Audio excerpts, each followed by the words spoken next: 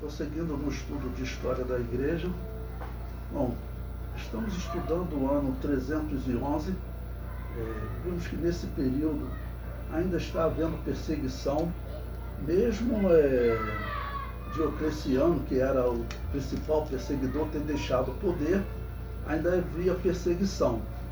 E mais um mártir que nós vamos falar agora, que é chamado Metódio de Olímpos.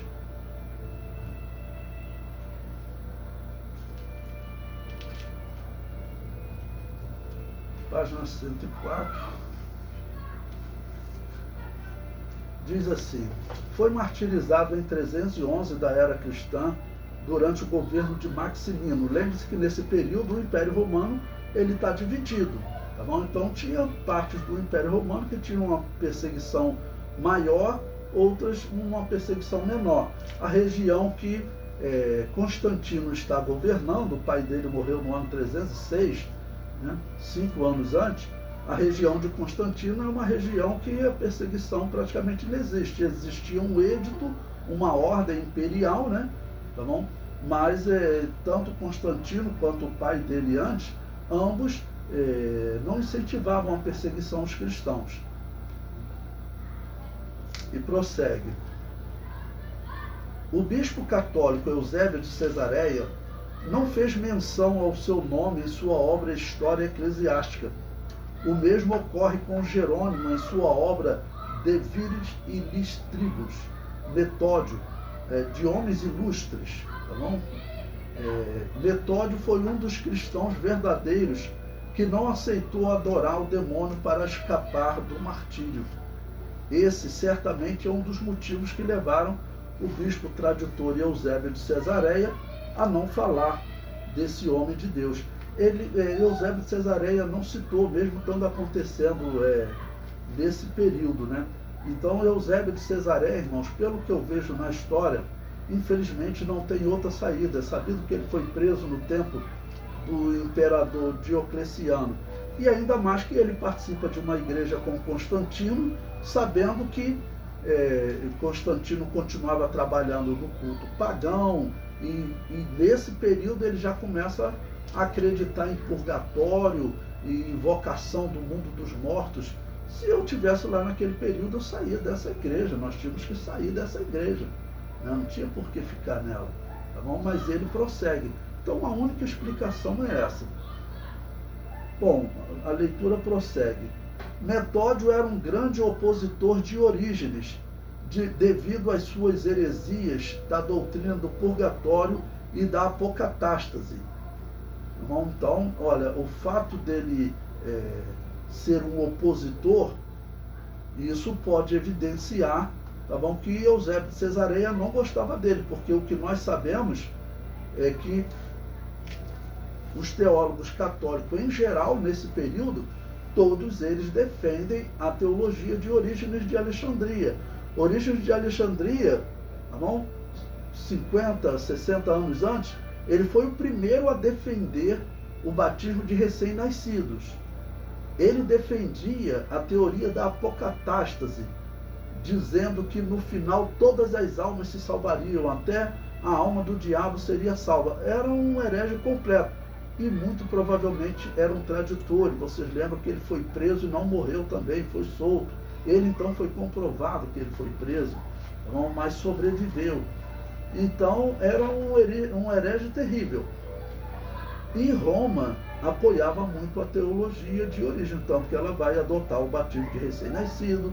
De Orígenes também ela vai defender que Deus morreu na cruz, ok?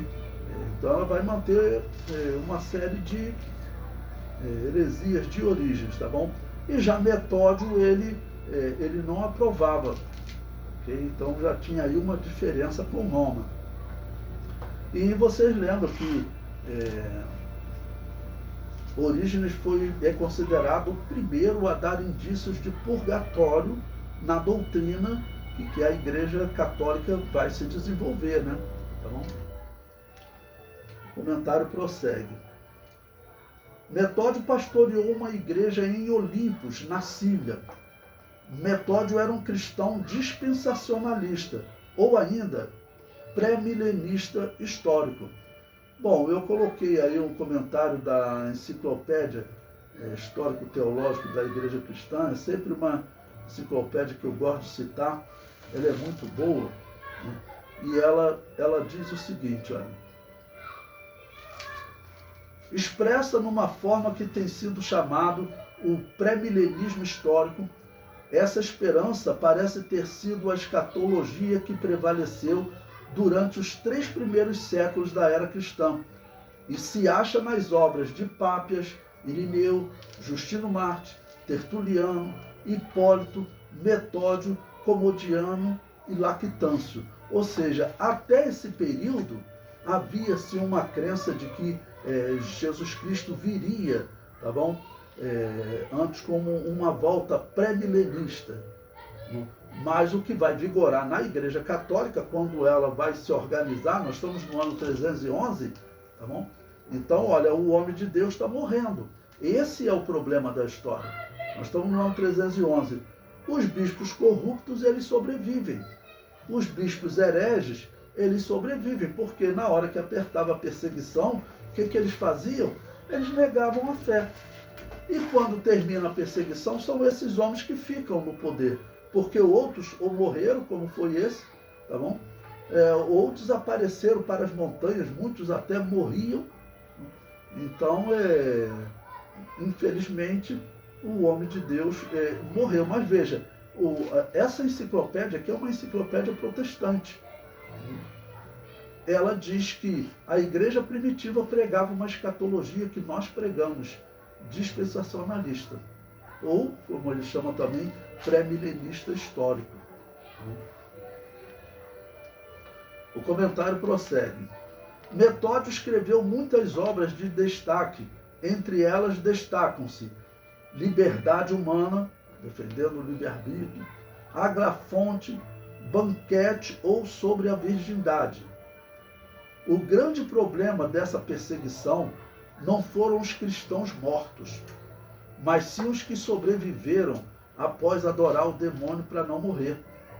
Estes últimos vão ocupar a maioria dos púlpitos após a perseguição e vão adotar diversas heresias, culminando no surgimento da Igreja Católica. Então, esse momento que nós estamos da história da Igreja, ele é fundamental para você entender a história da Igreja.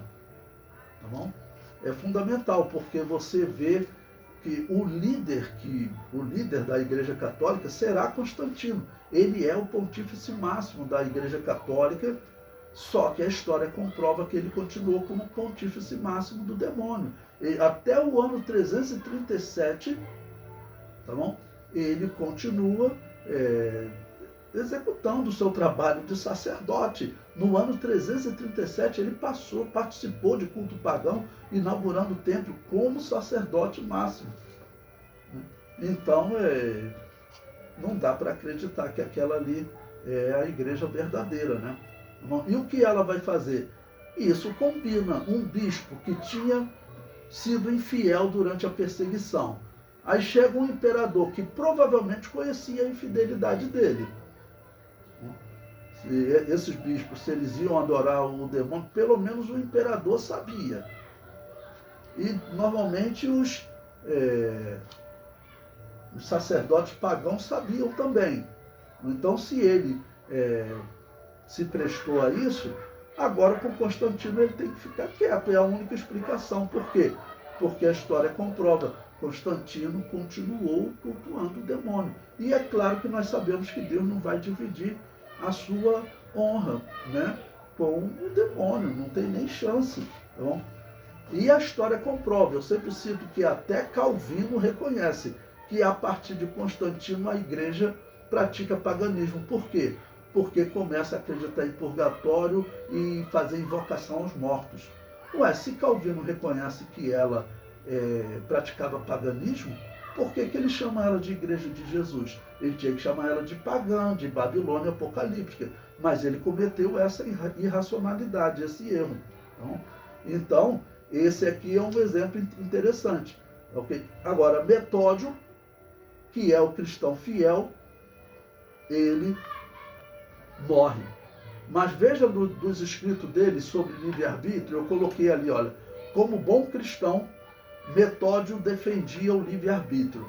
Ele diz: eu digo que o ser humano foi feito com livre-arbítrio, não como se já houvesse algum mal existente, que ele tinha o poder de escolher se quisesse, mas que o poder de obedecer e desobedecer a Deus é a única causa, exatamente na obra dele sobre o livre-arbítrio. E ele prossegue: aqueles pagãos que decidiram que o ser humano não tem livre-arbítrio, mas dizem que somos governados pelas inevitáveis necessidades do destino, são culpados de impiedade contra o próprio Deus, colocando-o como a causa e o autor dos males humanos.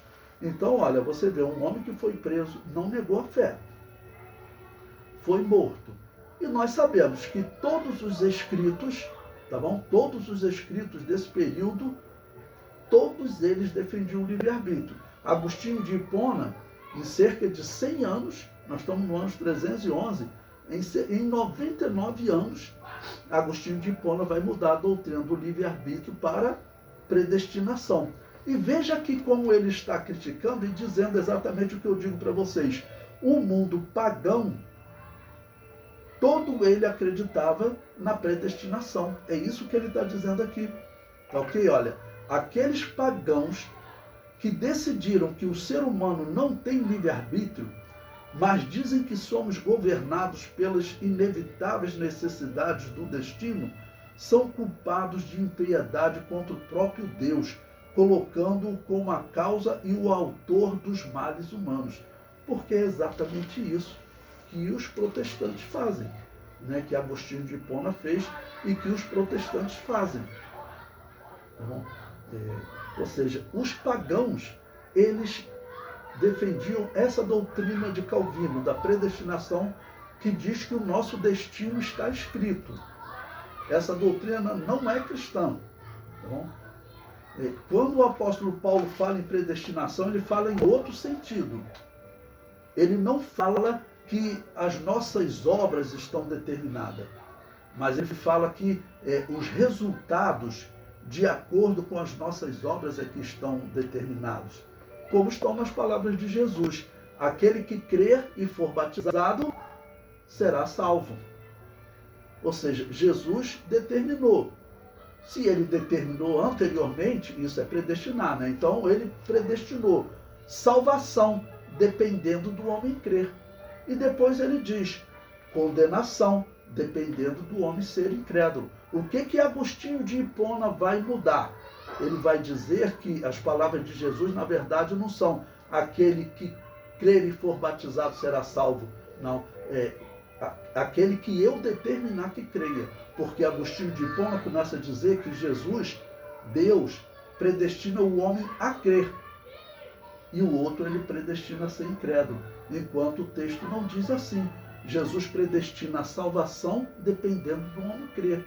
E predestina a condenação para aquele que foi incrédulo.